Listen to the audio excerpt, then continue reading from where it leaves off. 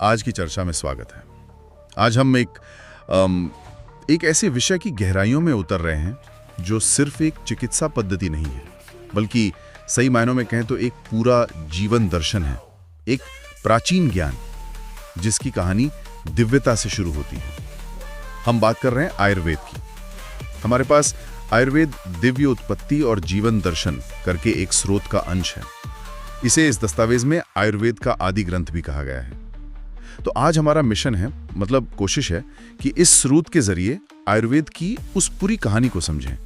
ये ज्ञान आया कहां से, कैसे ये स्वर्ग से धरती तक पहुंचा और इसके वो मूल सिद्धांत क्या हैं जो इसे आप देखिए आज भी इतना प्रासंगिक बनाते हैं। तो चलिए उस कल्पना से शुरू करते हैं। सोचिए वो पल जब शायद इस धरती पर पहले इंसान ने दर्द महसूस किया होगा, पीड़ा से कराह उठा होगा, और जैसा हमारा स्रोत बताता है कि स्वर्ग में बैठे सृष्टिकर्ता ब्रह्मा ने यह देखा और उन्हें लगा कि हाँ, एक समाधान की जरूरत है। यहीं से कहानी शुरू होती है ना।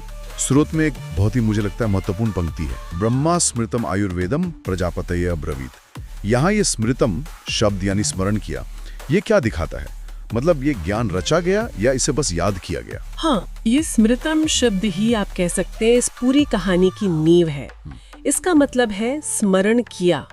स्रोत के हिसाब से ये ज्ञान ब्रह्मा ने बनाया नहीं या खोजा नहीं, बल्कि उन्होंने इसे याद किया। ये इस बात को स्थापित करता है कि आयुर्वेद कोई मानवीय बुद्धि की उपज नहीं है, बल्कि एक शाश्वत पहले से मौजूद सत्य है, एक तरह का देव ज्ञान जिसे सृष्टि के कल्याण के लिए सही समय पर बस प्रकट किया गया। ये चीज इसे एक सामान्य चिकित्सा विज्ञान से कहीं ज्यादा ऊंचा दर्जा देती है। अच्छा। हाँ, इसे दिव्य प्रज्ञा का स्थान मिल जाता है। यानी ये ज्ञान हमेशा से था, बस उसे याद करने की जरूरत पड़ी। और आयुर्वेद नाम का भी तो अपना एक गहरा मतलब है ना? बिल्कुल। आयुष्वेद, आयु यानी जीवन, और वेद मतलब ज्ञान या विज्ञान, तो सीधा सीधा मतलब हुआ जीवन का विज्ञान। पर यह सिर्फ लंबी उम्र पाने का विज्ञान नहीं है। अगर हम स्रोत के संदर्भ में देखें तो ये जीवन की पूरी समग्रता का ज्ञान है, शारीरिक, मानसिक, आध्यात्मिक स्वास्थ्य और इनके बीच का संतुलन। ये नाम ही अपने आप में एक पूरा दर्शन समेटे हुए है कि जीवन को जिए कैसे, उसे स्वस्थ और सार्थक कैसे बनाएं। ये ज्ञान सृष्टि के, वो कहते हैं ना, ताने बाने से जुड़ा हुआ माना जाता है। वाह, ये विचार की ज्ञान स्मरण किया गया न कि बनाया गया, ये तो सच में बहुत अलग है। ये इसकी प्रामाणिकता और वो जो कहते हैं कालातीत प्रकृति पर जोर देता है। तो ठीक है, ब्रह्मा ने स्मरण किया ये दिव्य ज्ञान, ये देव ज्ञान। अब ये धरती पर हम मनुष्य तक पहुंचा कैसे? स्रोत में तो एक पूरी श्रृंखला बताई गई है। हाँ, और वो श्रृंखला बहुत महत्वपूर्ण है। स्रोत के अनुसार ब्रह्मा जी ने ये ज्ञान सबसे पहले प्रजापति दक्ष को दिया, फिर प्रजापति ने इसे अश्वनी कुमारों को दिया। अब अश्वनी कुमारों को स्वर्ग का चिकित्सक माना जाता है, देवताओं का वैद्य। अच्छा, तो पहले डॉक्टर्स के पास गया ज्ञान? हाँ, ये दिलचस्प है। फिर अश्वनी कुमारों ने ये ज्ञान देवराज इंद्र को दिया और आखिर में इंद्र ने इसे धरती के महान ऋषियों को सौंपा, जैसे भारद्वाज ऋषि, आत्रेय ऋषि और भी कई, जिन्होंने फिर इसे मानव कल्याण के लिए फैलाया। ब्रह्मा से प्रजापति, फिर अश्विनी कुमार, फिर इंद्र और फिर ऋषि। ये जो पूरा क्रम है, ये क्या दिखाता है? क्या ये बस एक लिस्ट है या इसका कोई गहरा सांकेतिक मतलब भी है? स्रोत ने इसे अमृत समान विद्या का है। नहीं, ये सिर्फ लिस्ट नहीं है, ये क्रम कई बातें बताता है। पहला तो ये ज्ञान की पवित्रता और उसके महत्व को दिखाता है कि इसे संभालने वाले देवता थे और परम पूज्य ऋषि थे। दूसरा, ये शायद एक तरह की फिल्टर या अनुकूलन प्रक्रिया का भी संकेत हो सकता है। मतलब दिव्य ज्ञान को धीरे धीरे मनुष्यों के समझने और इस्तेमाल करने लायक बनाया गया। हो सकता है हर कड़ी ने इसे अपने अनुभव और अपनी समझ से थोड़ा और परिष्कृत किया हो। हाँ, ये हो सकता है। और अमृत समान विद्या कहना, ये तो सीधे सीधे इसकी जीवन देने वाली शक्ति की ओर इशारा करता है। जैसे अमृत मृत्यु पर विजय दिलाता है, कहते हैं, वैसे ही ये ज्ञान रोगों और दुखों से मुक्ति दिलाकर एक स्वस्थ और लंबा जीवन देने वाला माना गया। ये स्वर्ग और पृथ्वी के बीच एक पवित्र ज्ञान के पुल जैसा है, जिसका मकसद मानवता का भला करना था। और जब ये अमृत समान विद्या धरती पर पहुंची, तो इसे स्थापित करने और अलग अलग आयाम देने में किन आचार्यों का रोल सबसे अहम रहा? स्रोत 3 खास नामों का जिक्र करता है, चरक, सुश्रुत और धन्वंतरी। कहा गया है कि चरक ने इसे शरीर के अंदर जीवन के तत्वों के रूप में समझा, सुश्रुत ने शरीर के बाहरी स्वरूप और सर्जरी पर ध्यान दिया और धन्वंतरी ने इसे जीवन का मूल मंत्र बना दिया। ये बंटवारा कितना सही है? ये बंटवारा या कहिए वर्गीकरण आयुर्वेद की व्यापकता को समझने के लिए बहुत उपयोगी है। आचार्य चरक, जिनकी चरक संहिता आज भी आयुर्वेद का आधार है, उन्होंने मुख्य रूप से काया चिकित्सा यानी इंटरनल मेडिसिन पर ध्यान दिया। स्रोत के अनुसार उन्होंने शरीर के अंदर के तत्व जैसे दोष यानी वात, पित्त, कफ, फिर धातु, मल, उनके संतुलन और असंतुलन, रोगों के कारण क्या है, निदान कैसे करें, उपचार क्या हो, इन सब पर बहुत गहरा काम किया। उनका नजरिया शरीर को एक बहुत ही जटिल आंतरिक प्रणाली के रूप में देखता है, जहां संतुलन ही स्वास्थ्य की कुंजी है। अच्छा, तो चरक का फोकस शरीर के अंदर की मशीनरी पर था, और सुश्रुत, उन्हें तो सर्जरी का जनक भी कहते हैं ना? बिल्कुल। आचार्य सुश्रुत ने ज्ञान को शरीर के बाहरी स्वरूप, उसकी संरचना और उसमें जरूरत पड़ने पर हस्तक्षेप की संभावनाओं पर केंद्रित किया। सुश्रुत संहिता शल्य चिकित्सा यानी सर्जरी का एक अद्भुत ग्रंथ है। उसमें कई तरह की सर्जिकल प्रक्रियाओं, उपकरणों और यहाँ तक कि प्लास्टिक सर्जरी जैसी तकनीकों का भी वर्णन मिलता है, जैसा स्रोत इशारा करता है। कमाल है। हाँ, उनका योगदान आयुर्वेद के व्यवहारिक एक्शन वाले पहलू को उजागर करता है कि जब संतुलन बिगड़ जाए तो बाहरी हस्तक्षेप भी जरूरी हो सकता है। और फिर तीसरे हैं धन्वंतरी। स्रोत कहता है उन्होंने इसे जीवन का मूल मंत्र बना दिया। इसका क्या मतलब हुआ? उन्हें तो आयुर्वेद के देवता के रूप में भी पूजा जाता है। धन्वंतरी का जिक्र आयुर्वेद को एक पूरी जीवन पद्धति और दर्शन के तौर पर स्थापित करता है। स्रोत उन्हें सिर्फ एक डॉक्टर या सर्जन के रूप में नहीं देखता, बल्कि उस आदर्श के रूप में देखता है जो आयुर्वेद को रोजमर्रा की जिंदगी से जोड़ता है। हमारा खान पान, आहार, हमारी जीवन शैली, विहार, हमारा नैतिक आचरण, आचार और मानसिक शांति। उन्हें देवता का दर्जा मिलना ही ये दिखाता है कि स्वास्थ्य सिर्फ शारीरिक चीज नहीं है, इसके आध्यात्मिक और दार्शनिक पहलू भी हैं। धन्वंतरी का दृष्टिकोण आयुर्वेद को सिर्फ रोग ठीक करने का विज्ञान नहीं, बल्कि एक स्वस्थ और संतुलित जीवन जीने की कला बनाता है। यहाँ ये बात बिल्कुल साफ हो जाती है कि कैसे इन तीनों आचार्यों ने मिलकर आयुर्वेद के अलग अलग पर एक दूसरे से जुड़े हुए पहलुओं को मजबूती दी। जैसा आपने कहा, अंदरूनी सिस्टम चरक, बाहरी हस्तक्षेप सुश्रुत और पूरा जीवन दर्शन धन्वंतरी। ये शुरुआत से ही इस ज्ञान की गहराई और विस्तार को दिखाता है। निश्चित रूप से। और ये स्रोत की खूबी है कि ये इन तीनों को अलग अलग स्पेशलाइजेशन के तौर पर नहीं, बल्कि एक ही इंटीग्रेटेड ज्ञान सिस्टम के पूरक हिस्सों के रूप में दिखाता है। ये बताता है कि आयुर्वेद की नींव में ही शरीर, मन और जीवन शैली की समग्रता का विचार कितना गहरा था। और यही बात स्रोत भी सीधे तौर पर कहता है। आयुर्वेद सिर्फ दवा नहीं था, ये एक जीवन दर्शन था। ये सिर्फ बीमारियों के इलाज तक सीमित नहीं था। तो इस जीवन दर्शन का मूल सिद्धांत क्या है? जैसा स्रोत बताता है, एक लाइन है, रोग होने से पहले रोग को समझो, प्रकृति के साथ जियो और आत्मा, मन और शरीर के संतुलन को बनाए रखो। चलिए इसे थोड़ा और खोलते हैं।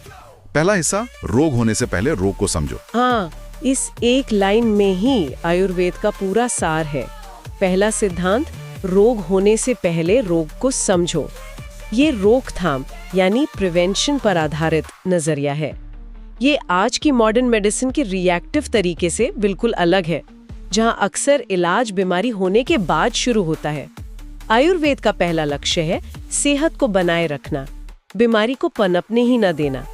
इसके लिए व्यक्ति की प्रकृति, मतलब उसकी बनावट, कॉन्स्टिट्यूशन, उसकी संभावित कमजोरियों को समझना और अपनी जीवन शैली को उसके हिसाब से ढालना जरूरी माना गया है।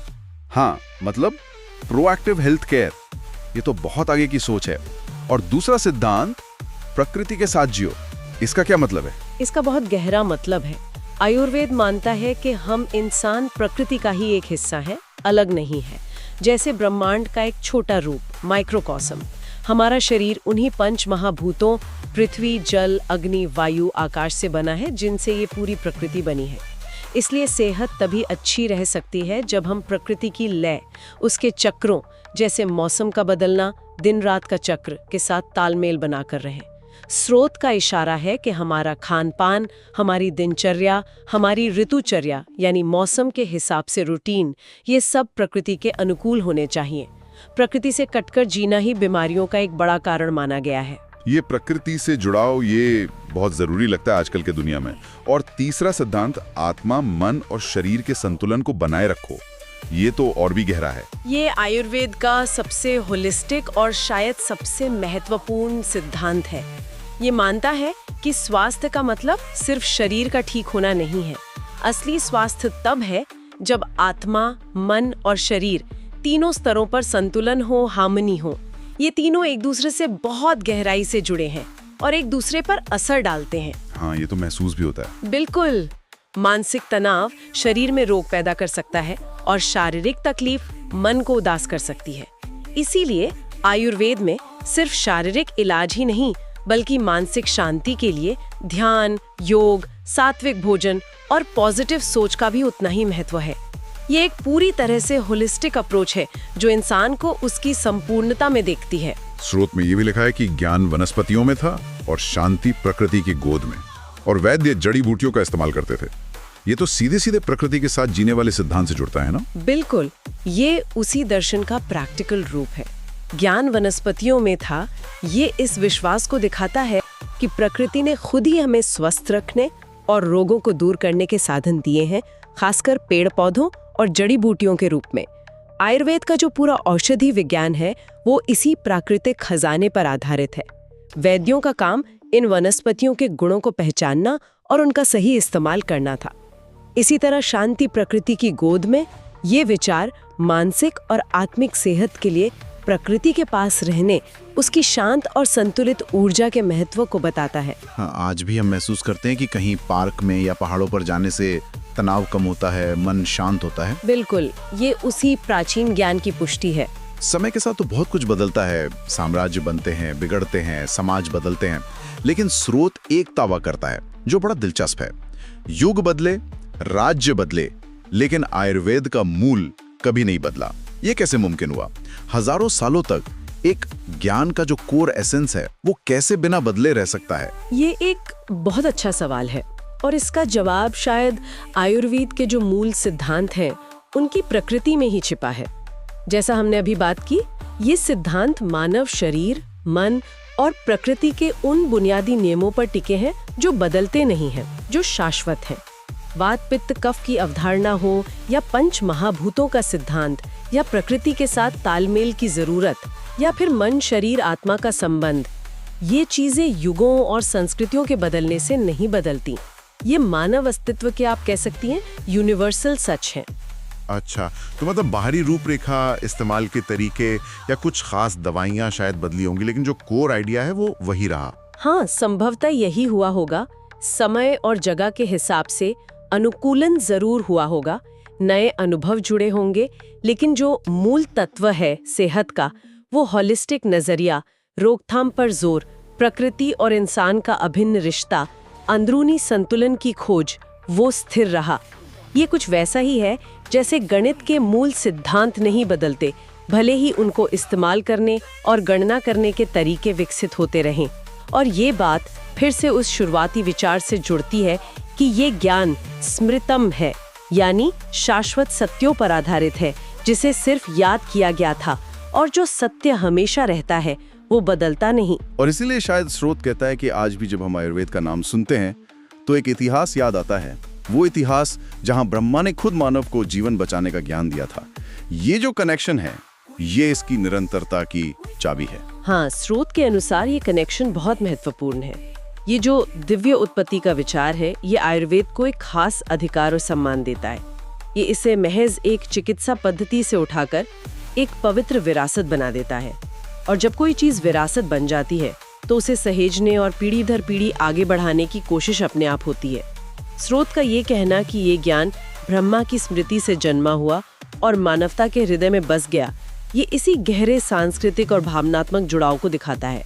ये सिर्फ दिमाग का ज्ञान नहीं रहा, बल्कि लोगों के जीने के तरीके, उनकी आस्था और उनकी पहचान का हिस्सा बन गया। तो आज हमने स्रोत के माध्यम से आयुर्वेद की एक वाकई अद्भुत और गहरी यात्रा की। हमने देखा कि कैसे ये ज्ञान ब्रह्मा की दिव्य स्मृति से प्रकट हुआ, फिर देवताओं और ऋषियों की एक श्रृंखला से गुजरता हुआ पृथ्वी पर आया, और फिर चरक, सुश्रुत, धन्वंतरी जैसे महान आचार्यों ने इसे विज्ञान, कला और दर्शन के रूप में स्थापित किया। हमने इसके दोहरे रूप को समझा कि ये रोगों का इलाज भी करता है और जीवन जीने का सही रास्ता भी दिखाता है। स्रोत इसे कितनी खूबसूरती से कहता है, ये देव ज्ञान का प्रथम अध्याय है और जीवन को समर्पित एक अनंत कथा। बिल्कुल सही कहा। ये कथा दिव्यता से शुरू होकर मानवता के कल्याण में मिल जाती है, और यहीं पर हम आज की चर्चा को रोकते हुए एक विचारणीय प्रश्न छोड़ जाते हैं। स्रोत आयुर्वेद को स्मृति से जन्मा हुआ और मानवता के हृदय में बस गया ज्ञान कहता है। आज की इस भाग दौड़ भरी, आधुनिक और अक्सर प्रकृति से कटी हुई दुनिया में इस प्राचीन प्रज्ञा का हृदय में बसने का क्या मतलब हो सकता है? आज का व्यक्ति अपने जीवन में उस संतुलन, उस समग्र स्वास्थ्य और प्रकृति के साथ उस गहरे संबंध को कैसे फिर से स्थापित कर सकता है, जिसका जिक्र ये हजारों साल पुराना ज्ञान बार बार करता है?